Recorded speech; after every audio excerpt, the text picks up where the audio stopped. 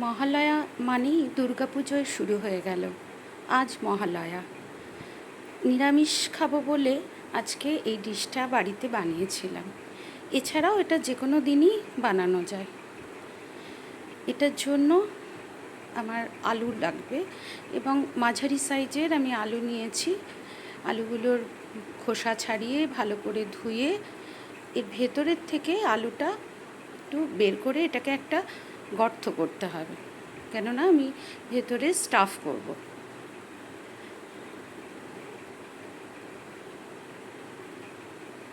এটা একটা আমি চামচে ওই যে পেছন দিকটা যে একটু ধারালো পাতলা মতন হয় সেইটা দিয়ে করেছি, তাতে আমার সুবিধা হচ্ছিল। দিয়ে ভালো করে আস্তে আস্তে এর ভিতর থেকে বের করে বেশ একটা ভালো স্পেস তৈরি করে নিতে হবে আলুটার ভেতরে।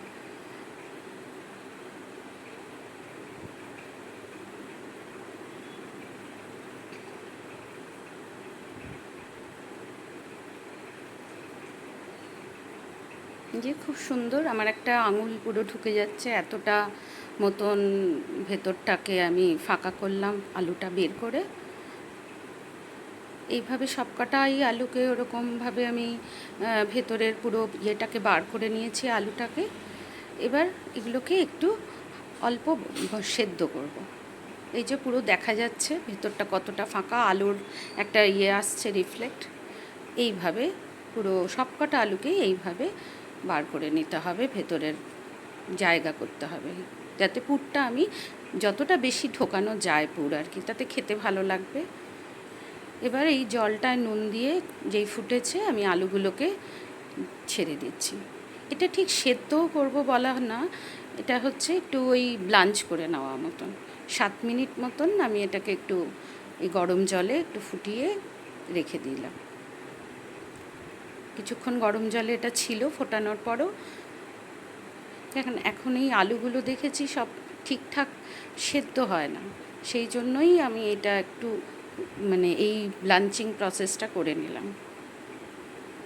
এবার জল থেকে তুলে একটু জলটা ভেতরে ঝরাতে হবে, তার জন্য এগুলোকে উল্টো করে থালায় রেখে দিয়েছি। এবার আলুগুলোকে আবার ভালো করে ছাকা তেলে ভেজে নেব। আমি যেহেতু একটু নুন জলেই সেদ্ধটা করেছিলাম ওই আলুগুলো, তাই আর তেলের মধ্যে ভাজার সময় আর নুন দিইনি। দুটো পিঠ ভালো করে আলুগুলোকে ভেজে নিয়েছি। এবারও তাই তেলটা ভালো করে ভেতর থেকে যাতে না থাকে, তাই কাত করে করে একটু তুলে নিতে হবে দেখে। এবার এর ভিতরে যে আমি পুরটা স্টাফ করব, সেই পুরটা বানাচ্ছি। তার জন্য একটু কড়াইতে অল্প তেল দিয়ে আমি যে আলুগুলো খুঁড়ে খুঁড়ে বের করলাম, সেই আলুগুলোকেই তেলে দিয়ে আমি একটু নুন ছড়িয়ে এটাকে অল্প ভেজে নেব, যাতে সেদ্ধ হয়ে যায়। নুনটা দেওয়ার কারণ হচ্ছে আলুটা তাড়াতাড়ি একটু সেদ্ধ হয়ে যায়। এরপরে এর মধ্যে আমি একটু আদা আর কাঁচা লঙ্কা অল্প থেতো করে নিয়েছি হামাল দিস্তায়, নিয়ে সেটাকে দিয়ে দিলাম। দিয়ে একটু হলুদ গুঁড়ো, একটু কাশ্মীরি লাল লঙ্কার গুঁড়ো, আর ছোট ছোট করে ক্যাপসিকাম একটু কুচিয়ে নিয়েছি।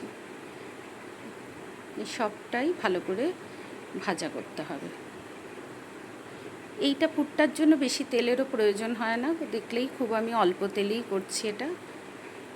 এবার নুন আরেকটু দিয়ে দিলাম, তখন তো খুব অল্প নুন দিয়েছিলাম, এবার আরেকটু নুন দিলাম।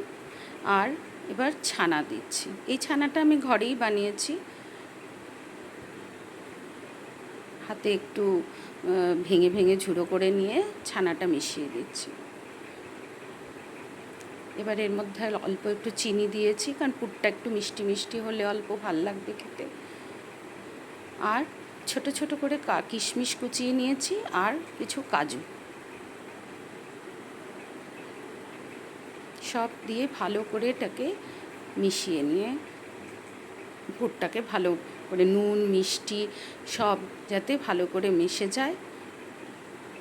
এবার অল্প একটু এর মধ্যে আমি ভাজা মশলা আর একটু গরম মশলার গুঁড়ো ছড়িয়ে দিলাম। ভাজা মশলাটার মধ্যে কিছুই না, একটু ধনে, অল্প একটু জিরে আর একটু মৌরি একটু শুকনো খোলায় ভেজে নিয়েছি, নিয়ে দিয়ে দিলাম। পুরটা হয়েই গেছে। ধনে পাতা কুচি অল্প ছড়িয়ে এবার এটাকে নামিয়ে দেবো। এবার এটা ঠান্ডা হতে দিতে হবে। এবার আলুটাও ঠান্ডা হয়ে গেছে, পুরটাও ঠান্ডা হয়ে গেছে। এবার এটাকে পুরটাকে ভালো করে আঙুল দিয়ে চেপে চেপে ভিতরে ভালো করে এটাকে ভরতে হবে, যাতে একদম পুরো যতটা আলুর শেষ অবধি যতটা আমি গর্তটা করেছিলাম পুরোটাই যাতে পুরটা ভালো করে ঢোক।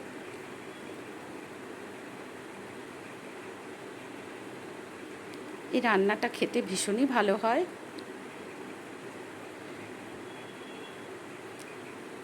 এটা শুধু আমি তো আজ বানালাম, আমার বাড়ি নিরামিষ আজকে, সবাই একটু পুজোর দিন খাবে, মহালয়ার দিন। এছাড়াও এটা পুজোর যে কোনো দিন, অষ্টমীর দিনও এটাকে বানাতে পারো তোমরা, লুচি দিয়েও এটা খুব ভালো লাগবে খেতে। সবগুলো হয়ে গেছে পুর ভরা আমার। এবার এটা গ্রেভি বানানোর জন্য একটা মশলা করে নিচ্ছি, একটু আদা দিলাম, আর এই কাঁচা লঙ্কাগুলো পেকেই গিয়েছিল আর কি, তাই পাকা লঙ্কাই, আর একটু ধনে পাতার ডাঁটিগুলো ছিল দিয়ে দিলাম, আর এই 1.5 টিস্পুন মতন ধনে গুঁড়ো। একটু জল দিয়ে এটাকে একটা ফাইন পেস্ট করে নিতে হবে। এবার গ্রেভিটা বানানোর জন্য আমি ফ্রাইং প্যানে তেল দিলাম, বেশ 3 টেবিল স্পুন মতন তেল দিয়েছি। আমি এই যে আদার মশলাটা করেছি এর মধ্যে আমি একটু হিং দিলাম, হিংটা দিতে ভুলে গিয়েছিলাম, হিংটা দিয়ে একটু ওটাকে আরেকবার ঘুরিয়ে নেব। এদিকে তেল গরম হয়ে গেছিলো, আমি সাদা জিরে, তেজপাতা, শুকনো লঙ্কা, দারচিনি, এলাচ সব ফোড়ন দিলাম। ফোড়নটা যেই ভাজা ভাজা অল্প হয়ে গেছে, এবার আমি নুন ছড়িয়ে দিয়ে একটু হলুদ গুঁড়োও দিলাম।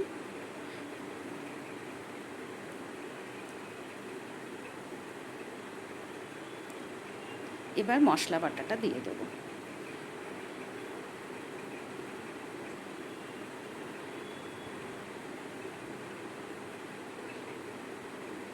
মশলাটাকে ভালো করে কষাতে হবে, যা মশলার যত আদা যত কাঁচা স্মেলটা যাতে চলে যায় ততক্ষণ মশলাটাকে ভালো করে কষাতে হবে। এদিকে আমি 3টে মাঝারি সাইজের টমেটোকে পেস্ট করে নিচ্ছি।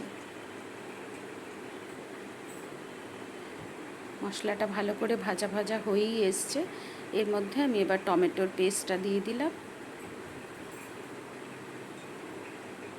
এটাকেও তাই, যতক্ষণ না টমেটোর কাঁচা স্মেলটা যায় ততক্ষণ এটাকে একটু কষাবো। এবার এদিকে আমি দুধের মধ্যে এই 10-12টা মতন কাজু বাদাম একটু ভিজিয়ে রেখেছিলাম, আর একটু চারমগজ, এটাকে একটা ফাইন পেস্ট করে নেব। এদিকে মশলাটাও ভালো কষে গেছে, এই যে সাইড থেকে তেল ছেড়ে গেছে। মশলা যত যে কোনো রান্নায় যত ভালো কষানো হয় তার সেই গ্রেভিটার টেস্টই আলাদা হয়। এবার আমি এর মধ্যে চিনি দিয়ে দিচ্ছি। নিরামিষ রান্না একটু মিষ্টি মিষ্টি হলেই খেতে ভালো লাগে, তাই জন্য একটু মিষ্টি দিয়ে নিলাম। তাছাড়াও টমেটো ইউজ করেছি, একটু মিষ্টি দিলে ব্যালেন্স হবে।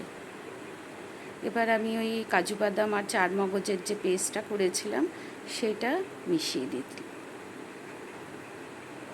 এটাকে আর বেশিক্ষণ না, অল্প একটু নেড়ে চেড়ে ভেজেই আমি একটু জল দিয়ে দেবো। ওই মিক্সির জারটা ধুয়ে জলটা দিয়ে দিলাম, আর একটু গরম মশলার গুঁড়ো এবার ছড়িয়ে দিলাম। ঝোলটা ভালো করে যেই ফুটে আসবে তারপরে আমি ওই আলুগুলোকে, পুর ভরা যে আলুগুলো সেগুলো দিয়ে দেবো।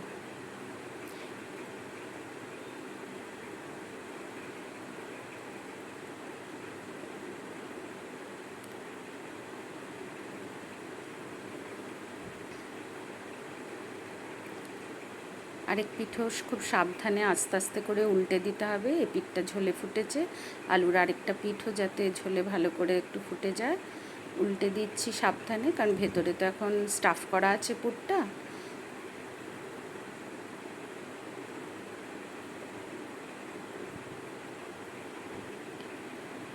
এবার ঘি ছড়িয়ে দিচ্ছি, গ্যাসটা বন্ধ করে দেবো। রান্নাটা হয়েই গেছে আমার।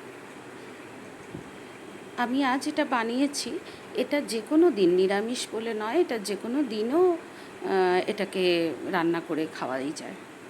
আজ আমি এটা একটা সুন্দর একটা পোলাওয়ের সঙ্গে সার্ভ করেছি।